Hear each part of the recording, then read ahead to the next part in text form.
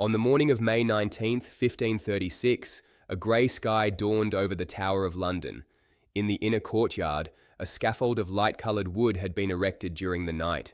This was not an ordinary scaffold with a raised platform, but a lower structure adapted to accommodate something unusual, a foreign executioner and his weapon of choice, a sharp sword, not the customary English axe.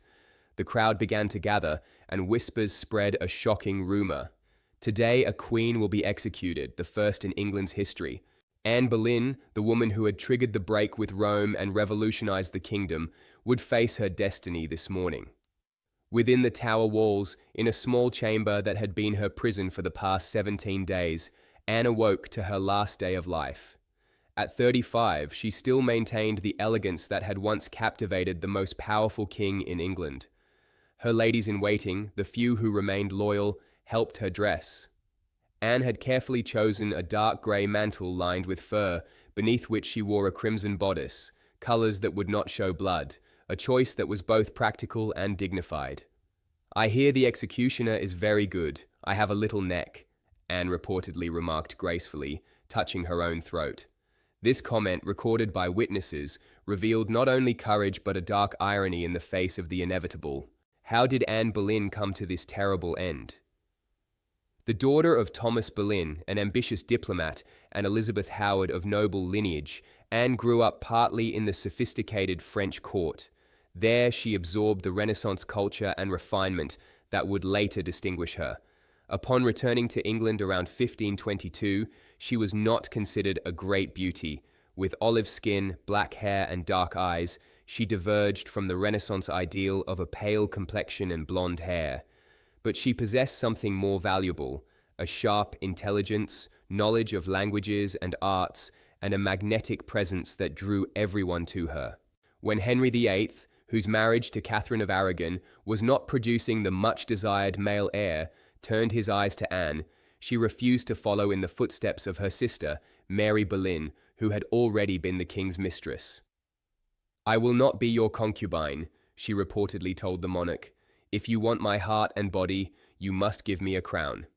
It was a risky gamble, but one that would forever change English history. For 7 years, from 1526 to 1533, Henry pursued Anne with an obsession that transformed the kingdom.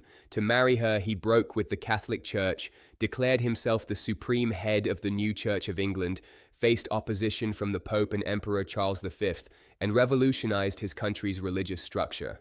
In January 1533, Anne and Henry married secretly while she was already pregnant. In September, Anne gave birth, much to the king's great disappointment, to a girl, the future Queen Elizabeth I. Anne's reign lasted only 3 years, but her impact was profound. Intelligent and incisive, she promoted religious reforms, patronized scholars, and circulated English translations of the Bible, which were then forbidden. To her admirers, she was a visionary.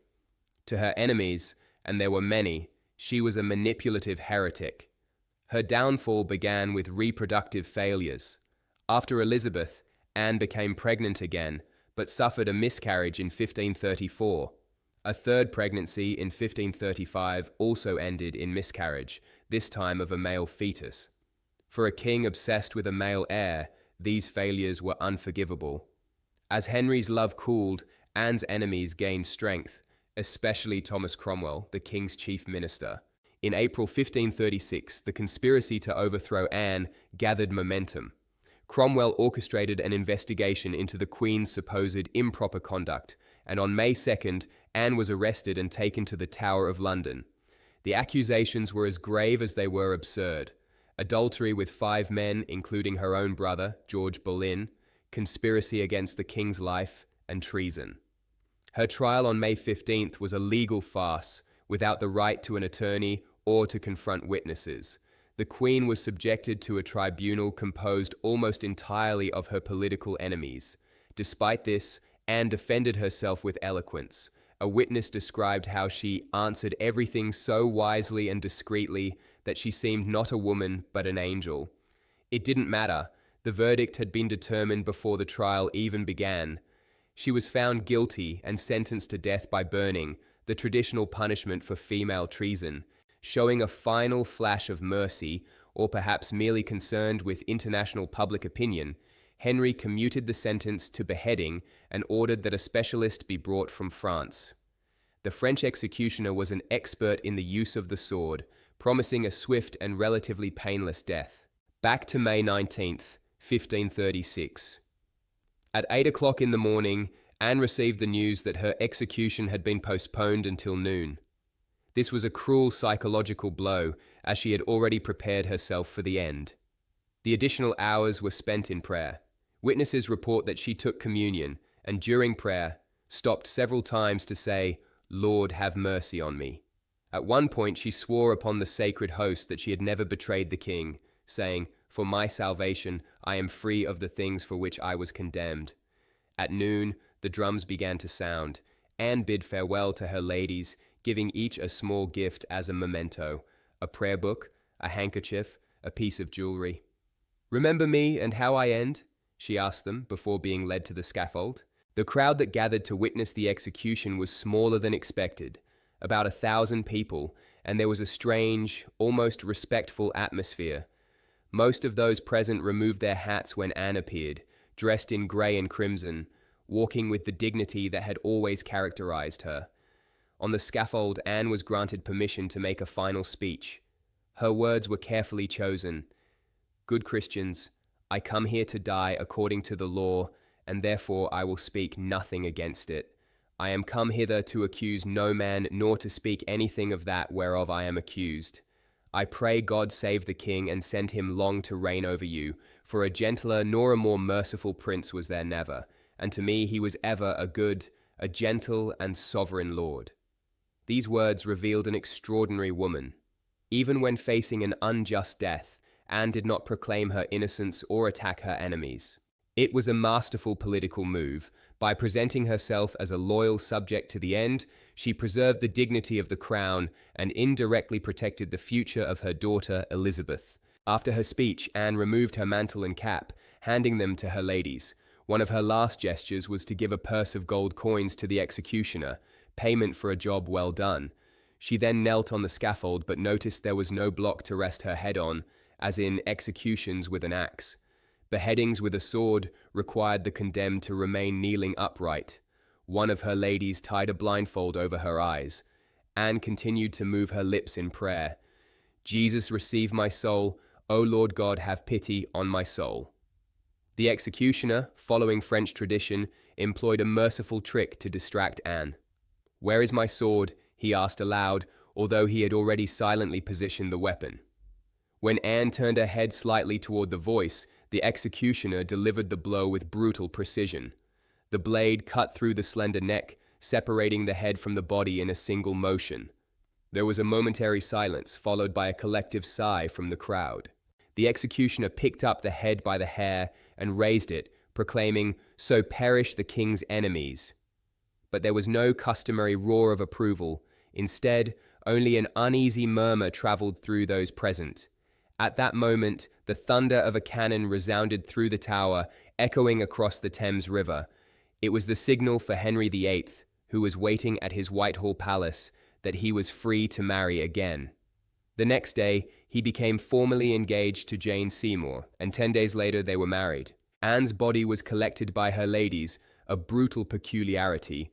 No proper coffin had been provided for the former queen.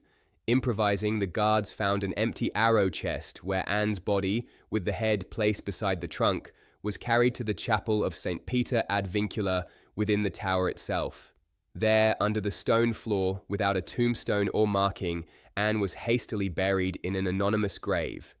Henry VIII ordered that all portraits of Anne be destroyed, her emblems removed from palaces, and her name struck from official records.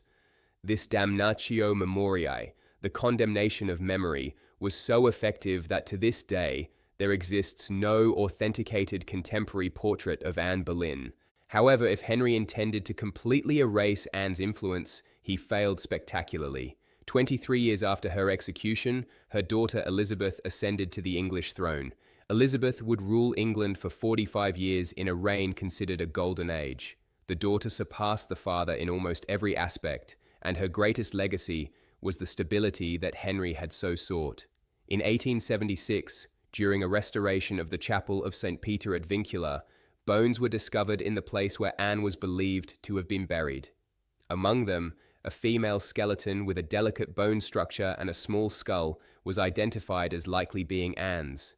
These remains were reburied with more dignity. Today, the site of Anne's execution is marked by a simple glass slab on the Tower of London's lawn. Each year on the anniversary of her death, roses are laid there by admirers. For many, Anne Boleyn represents not just a tragic figure, but a symbol of historical injustice and the price that powerful women frequently paid. The final irony is that her triumph came through the daughter whom Henry considered a disappointment. Upon assuming the throne, Elizabeth I deliberately cultivated characteristics of her mother, even adopting the white falcon emblem of the Boleyns. Learning from her mother's fate, Elizabeth never married, declaring herself married to England. The Virgin Queen built her successful reign upon the ashes of her mother's sacrifice, a sacrifice that began on that grey May morning in 1536, when a queen walked with dignity to her death.